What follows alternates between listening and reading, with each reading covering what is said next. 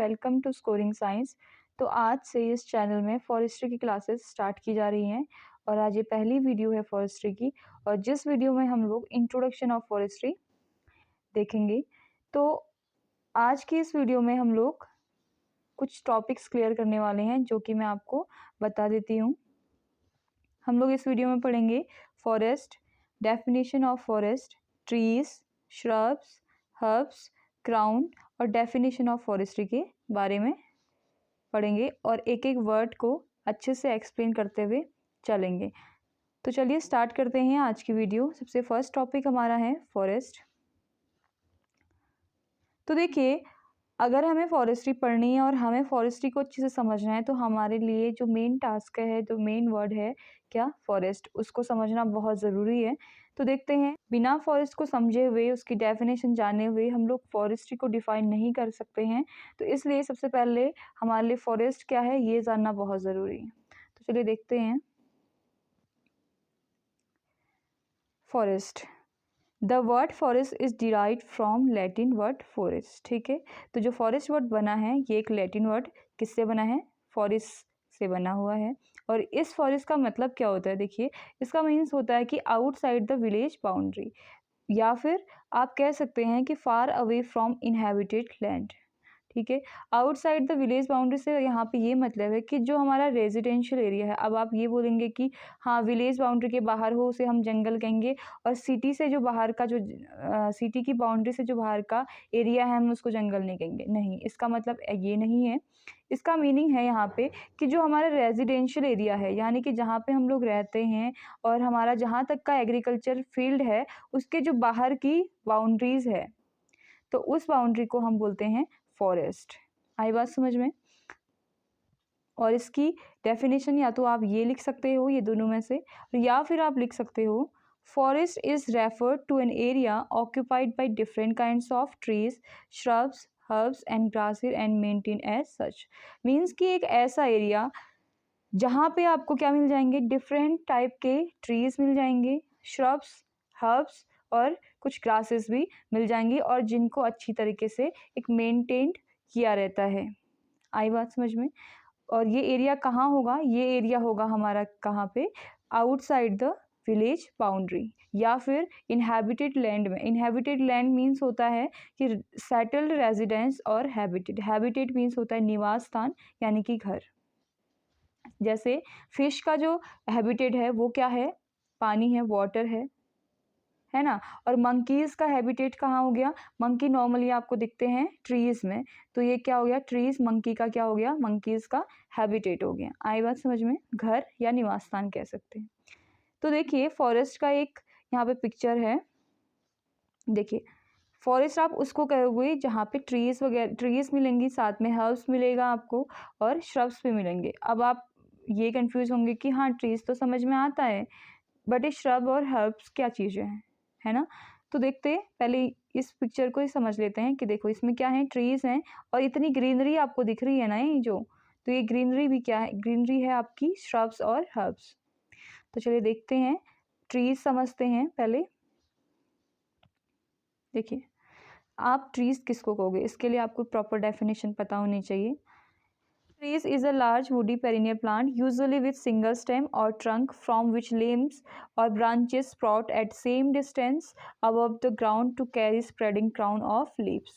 तो देखिए इसका मतलब क्या हुआ कि जो ट्री है उसका एक सिंगल स्टेम, और जो कि क्या होना चाहिए, वुडी होना चाहिए, जिससे हमें सफिशिएंट मात्रा में क्या मिल जाए, टिम्बर मिल जाए। टिम्बर मीन्स होता है लकड़ी मिल जाती है, ठीक है। और जिनकी ब्रांचेस भी काफ़ी क्या होती हैं, फैली हुई होती हैं, ठीक है। और स्प्राउट मीन्स होता है फैली हुई, काफ़ी ब्रांचेस आपको मिल जाती हैं। प्रॉपर उसका एक क्राउन होता है ना। क्राउन आपको समझ में आ जाएगा अभी कि क्या होता है, और लीव्स आपको उसमें मिल जाएंगी, तो आप उसको क्या बोलोगे, ट्रीज बोलोगे, ठीक है। और ट्रीज की हाइट क्या होती है, मोर देन 4 मीटर, यानी 4 मीटर से लंबी। तो देखिए क्राउन क्या होता है, the crown of a tree is the branchy part above the bole. ठीक है, तो क्राउन जो होता है ट्री का वो पार्ट होता है जहाँ से ब्रांचेज आना आपका स्टार्ट होता है, और पूरा जो ब्रांची पार्ट होता है उस पूरे पार्ट को हम कहते हैं क्राउन। जैसे देखिए ये आपका यहाँ पे ट्री है, ट्री है, तो ये इसका क्या है, ग्राउंड लेवल है यहाँ पे, है ना। तो यहाँ से देखो इसका जो ये स्टेम है ये क्या है, वुडी है, मोटा है ना। और यहाँ से क्या आना स्टार्ट हुई हैं, ब्रांचेस आना स्टार्ट हुई हैं। तो यहाँ से लेके जो टॉप मोस्ट पार्ट है यहाँ तक के पार्ट को आप बोलते हैं, हम लोग बोलते हैं क्राउन लेंथ। आई बात समझ में, इसको बोलते हैं क्राउन लेंथ, ठीक है। और ये वाला पोर्शन क्या हो गया, यहाँ जहाँ से ब्रांचेस आना स्टार्ट हुई है उसको हम बोलते हैं बोल। क्लियर हो गया होगा ना। चलिए देखते हैं श्रब्स। चलो ट्री तो हमने पढ़ लिया, अब बात आती है श्रब की।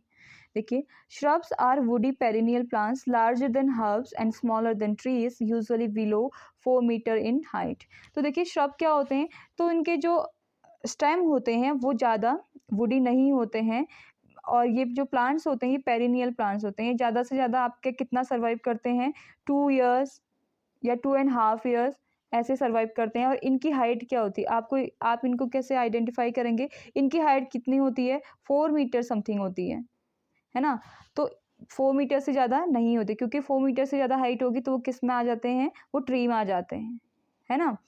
और देखिए साथ में क्या होता है, the shrubs do not have a long clear woody stem, और इससे हमें बिल्कुल भी वुड की रिक्वायरमेंट पूरी नहीं हो पाती है, और ना ही इसमें प्रॉपर हमें लकड़ी मिल सकती है श्रब से, है ना। एक हिसाब से आप इनको कह सकते हो झाड़ियाँ, आपने देखा है ना बाउंड्रीज लगाने के लिए हम काफ़ी झाड़ियों का यूज़ करते हैं, है ना। तो उस चीज़ को आप कहते हैं झाड़ियाँ। अब इसको पिक्चर से समझते हैं। देखिए ये देखिए यहाँ पे आपको दिखाई दे रही है ना, जो नीचे नीचे की ग्रीनरी है ये सारी क्या है, झाड़ियाँ हैं। और इनका आप स्टेम देख लो कि बहुत टिनी है, स्ट्राइप का है, बहुत ही पतला है, तो इसी को हम कहते हैं स्टेम। और यहीं पे यहाँ पे आप देख लीजिए वुड है, वुडी ये जो स्टेम दिख रहा है ना ये ट्री का स्टेम है। और बाकी ये सारी जो ग्रीनरी आपको दिख रही है, पत्ते पत्ते दिख रहे हैं, इनकी हाइट का अमूमन 4 मीटर है, और इसी को हम कहते हैं श्रब। आई होप समझ में आ रहा होगा आपको। तो देखिए हमने पढ़ लिया, ट्री पढ़ लिया, और क्या पढ़ लिया, श्रब भी पढ़ लिया, ठीक है, और समझ भी गई। अब बात आती है थर्ड वन, जो कि जिसको बोलते हैं हम लोग हर्ब्स। तो चलिए देखते हैं।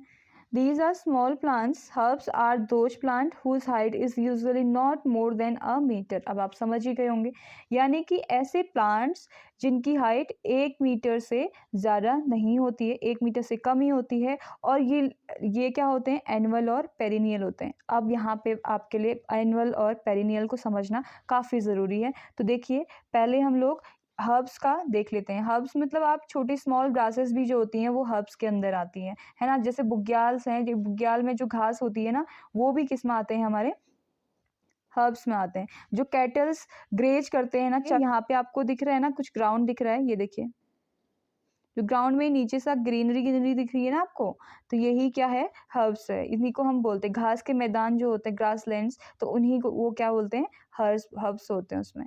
तो देखिए एनुअल क्या होता है, annual plants that complete their life cycle in 1 year, means कि ऐसे प्लांट जो अपनी लाइफ साइकिल को 1 साल में ही पूरा कर देते हैं। देखिए कैसे, सपोज कोई सीड है, या आप गेहूं का बीज ले लो, ठीक है, गेहूं का बीज है, सबसे पहले तो आप उसको बोओगे ना, फील्ड में डालोगे, तो कुछ टाइम बाद क्या करेंगे, वो जर्मिनेट करेंगे, और जर्मिनेट करने के बाद देन लास्ट में क्या करने लगेंगे, थोड़ा थोड़ा थोड़ा करके ग्रो करने लगेंगे, है ना। ग्रो करने के बाद फिर क्या होगा, एक ऐसा टाइम आएगा जब क्या हो रही है, आपकी फसल, उसमें फसल आना स्टार्ट हो गया, यानी कि गेहूं लगने स्टार्ट हो रहे हैं उसमें, है ना, रिप फ्रूट। उसके बाद फसल जो आप फ्रूट लगे हैं, जो बीज लगे हैं उसमें, वो पकेंगे। पकने के बाद अब पूरी फसल तैयार हो जाएगी, तो आप क्या करोगे, उसको हार्वेस्ट करोगे ना, काटोगे उसको, ठीक है। काटने के बाद फिर क्या हुआ, हमें वही मिला, क्रॉप मिल गई। क्रॉप मिलने के बाद जब हम अगली बार फिर खेती करेंगे गेहूं की, फिर से क्या चीज़ करेंगे हम लोग, वही सीड डालेंगे, जर्मिनेट होंगे, ग्रो होंगे, उसमें फ्रूट लगेंगे यानी कि सीड लगेंगे, देन फिर हम उसको काटेंगे। तो ये जो पूरी साइकिल है ना, तो इस साइकिल को कंप्लीट करने के लिए कुछ प्लांट्स को क्या लगता है, ओनली 1 ईयर लगता है, 1 साल लगता है। अब जिन प्लांट्स को 1 साल लगता है अपनी लाइफ साइकिल कंप्लीट करने में, तो उन्हीं प्लांट्स को हम लोग कहते हैं एनुअल प्लांट्स, है ना। तो देखिए दे जर्मिनेट, इन सब में क्या करते हैं, लाइफ साइकिल में क्या करते हैं, they germinate, grow, bear fruits and die. ठीक है, और इसी को कंप्लीट करने के लिए उन्हें 1 ईयर लग जाता है, जैसा कि मैंने आपको बताया। एग्जाम्पल्स है mustard, corn and wheat. Mustard सरसों, कॉर्न मक्का और व्हीट मीन्स गेहूँ। ठीक है, ये तो बात क्लियर होगी एनुअल की। अब बात करते हैं हम लोग पेरिनियल प्लांट्स की। तो पेरिनियल प्लांट्स के साथ भी सेम है, बट यहाँ पे थोड़ा टाइम का ही चेंजेस है। ये प्लांट्स जो होते हैं अपनी लाइफ साइकिल को 2 ईयर्स में कंप्लीट करते हैं या फिर मोर देन 2 ईयर्स। आई बात समझ में? तो चलिए, ये तो हमने क्लियर कर लिया। अब हम सीधे जाते हैं फॉरेस्ट्री में और फॉरेस्ट्री की डेफिनेशन जानते हैं। तो देखिए, जैसे हम लोग कहते हैं ना, सपोज प्लांट्स और एनिमल्स को अगर कहीं पे साथ लिखा होता है तो हम इसके लिए सिर्फ एक वर्ड यूज करते हैं, उसको बोलते हैं बायो। आई बात समझ में? और देखिए, plants plus animals plus micro organism की जो स्टडी करते हैं वो किस में करते हैं, हम बायोलॉजी कह देते हैं उसको, है ना। तो सेम वही चीज़ है, जो फॉरेस्ट है और फॉरेस्ट के कंपोनेंट हैं, फॉरेस्ट को कैसे मैनेज करना है और कैसे क्रिएट करना है और उसके रिसोर्सेज कैसे हमको ऑप्टिमाइज करना है, इन सब के बारे में हम लोग पढ़ते हैं, फॉरेस्ट्री के बारे में। तो चलिए देखते हैं इसकी वेल डेफिनेशन क्या है। According to Anon 1966, forestry is defined as the theory and practice of all the constituents, the creation, conservation and scientific management of forest resources. तो देखिए, कुछ कुछ वर्ड तो आपको समझ में आ ही गए होंगे।